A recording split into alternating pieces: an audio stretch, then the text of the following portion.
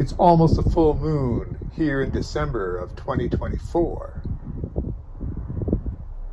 But if one TV series had come true, there would be no moon in this sky. On September 13th, 1999, the nuclear waste stored on the far side of the moon exploded, blasting the moon out of orbit.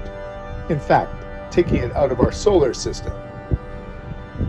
Moonbase Alpha and its 311 crew were now interstellar travelers.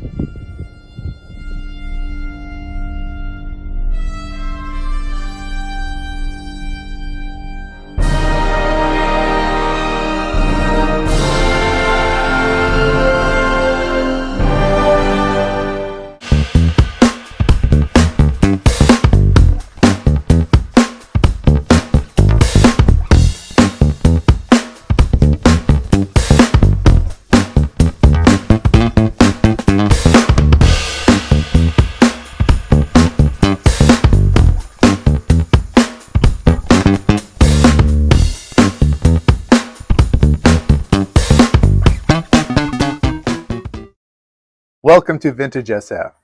Today I want to talk about one of the first TV shows that I followed and started to pick up some of the merchandise. Space 1999 was a British series, and it came out in 1975 to 1977. There were 2 seasons, each of 24 episodes each. You've already heard the premise: a moon blasted out of its orbit by a nuclear waste explosion. Interstellar travels, similar to those of Star Trek, except that they couldn't control where the moon was going. The 2 main stars, Barbara Bain and Martin Landau, were a married couple from the United States. This was an attempt to appeal to the American audience. They had previously seen this couple in the Mission Impossible TV series. Martin Landau was the commander of Moonbase Alpha, named John Koenig. Barbara Bain's role was Dr. Helena Russell, head of the medical department. In season 1, Barry Morse starred as Victor Bergman, head of the science department, or a science advisor. Unfortunately, he did not appear in series 2. Nick Tate starred as the chief pilot. Their spaceships, the ones that were the workhorses on the moon, were called Eagles.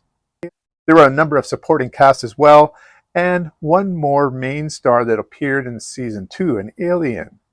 Catherine Schell starred as Maya, a science officer. The show was created and produced by Jerry and Sylvia Anderson. You may know them from their Super Marionation shows or even the show UFO. The special effects that they created in those shows came to a peak with the special effects of Space 1999, in my opinion. You can still find all 48 episodes on YouTube. Today I want to talk about the merchandising into comic books and magazines for Space 1999.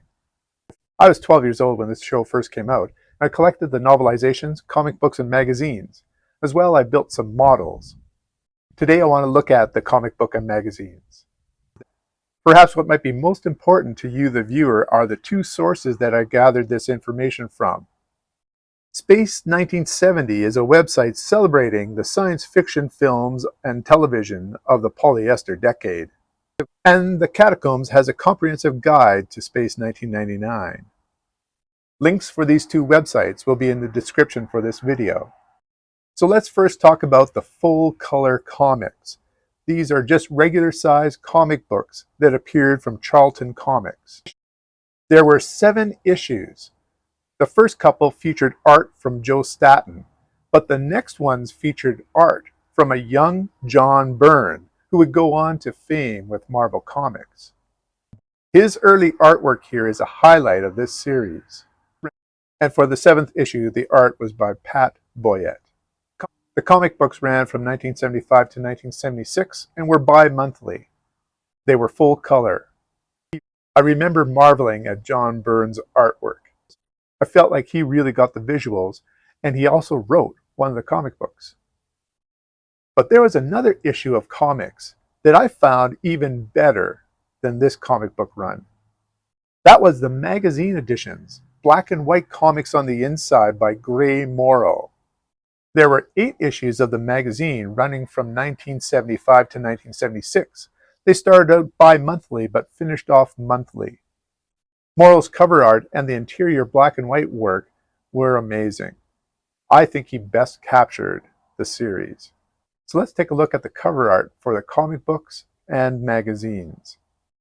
I will also show you a little bit of the black and white interior artwork from the first issue of the magazine. So let's enjoy the mid-70s comic book and magazine artwork for Space 1999.